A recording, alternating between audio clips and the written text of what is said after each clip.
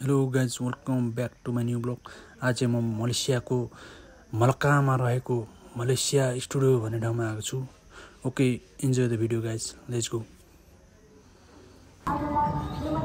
Music जस्तो तरिकाले बनायो बबाल छ एकदम तगडा।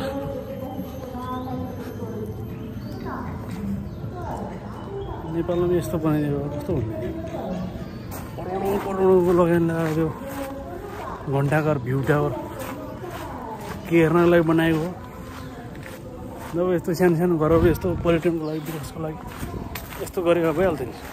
त्यो धेरै लगानी पर्दैन, करोड पनि लाग्दैन। अब थोरै लगानीमा धेरै पर्यटन बढाउन सकिन्छ।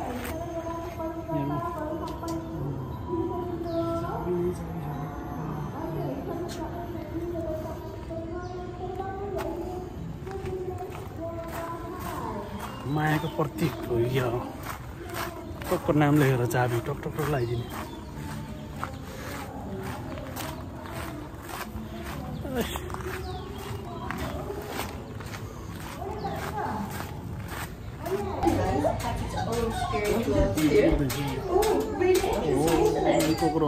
Enjoy an incredible journey across the illuminated paddy field.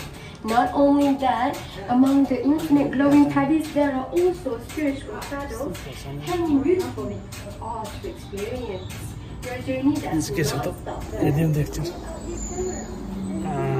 यहाँ त बवाल रहेछ त हौ। फुलै फुलको संसारमा आइयो बस्दिउँ नि फुलै फुलको संसारमा आयो। कस्तो दामी बनाएर एउटा झुप्रो भयो घरमा पनि त हौ। फर्स्ट डेटी तरिकाले बनाएर एकदम बोबा लाग्यो चाहिँ। के छ नि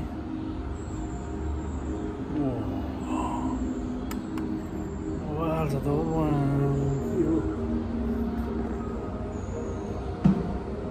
के छ नि सिसाहरू त के हो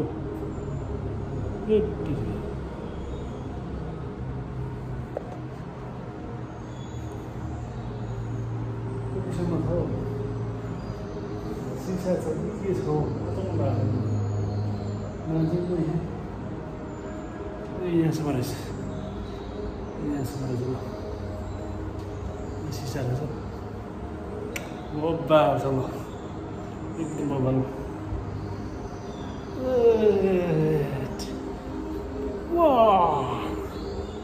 बब्बा लाग्यो मलाई चाहिँ।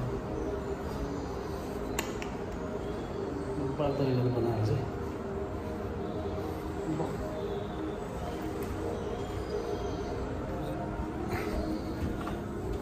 अर्को घरमा जानुपर्ने हुन्छ।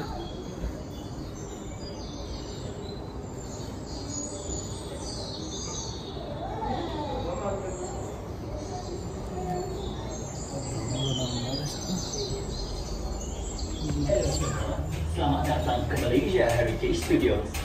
Kita semua bakal dibawa. त्यस्तो पर्यटनको लागि पर्यटन भित्रनुको लागि यतिसम्म होइन थोरै लगानीमा पनि हल्का दिमागलाई हो भने केही गर्न सकिने रहेछ क्या हो।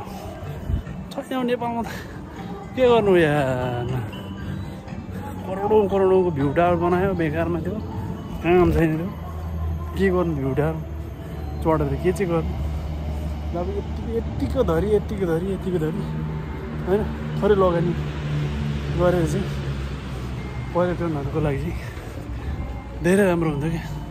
पर्यटन धेरै बितिन्थ्यो।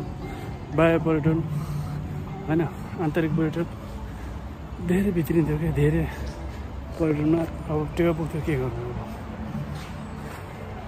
हामीले अब भन्दा सम्झाउँदा लाग्दैन त। देश बनाउने मन्त्रीहरूको के भन्नु यार। कसरी सम्झौँ।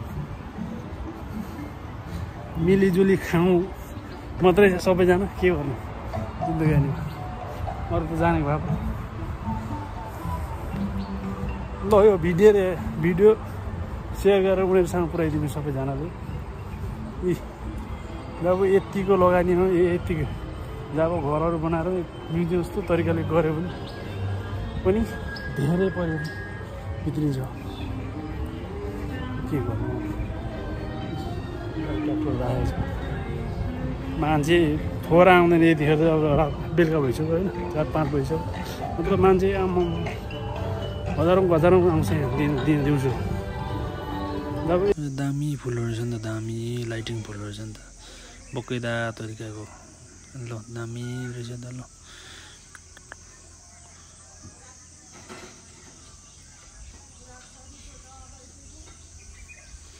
यहाँ झन्डाहरू रहेछ दामी तरिकाको झन्डाहरू विभिन्न पार्टीको झन्डाहरू होला नि त है मलेसियाको दामी तरिकाले सजाएर राखिएको रहेछ नि त ल दामी छ ल दामी छ है।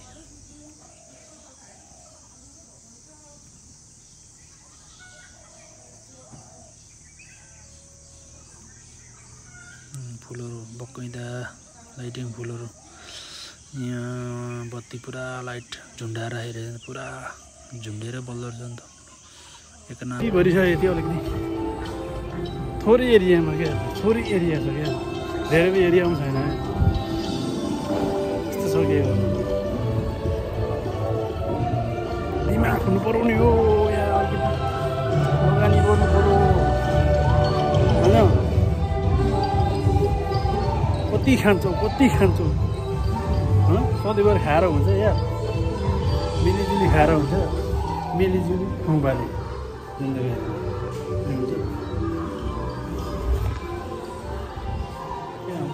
हाम्रो मिसिजी पनि हुनुहुन्छ बलको खेलाएर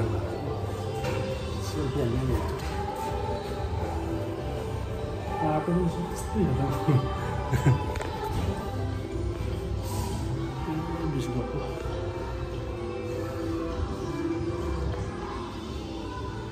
विश्वकपको एकपट्टि मेसेजीसँग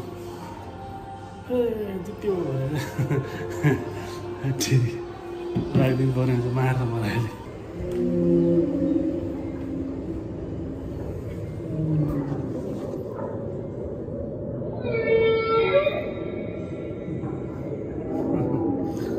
दामी छ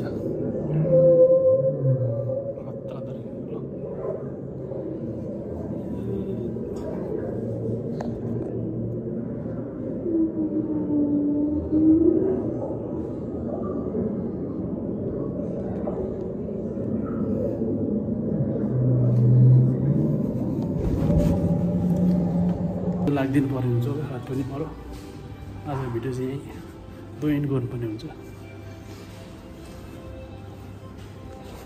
ओके बाबी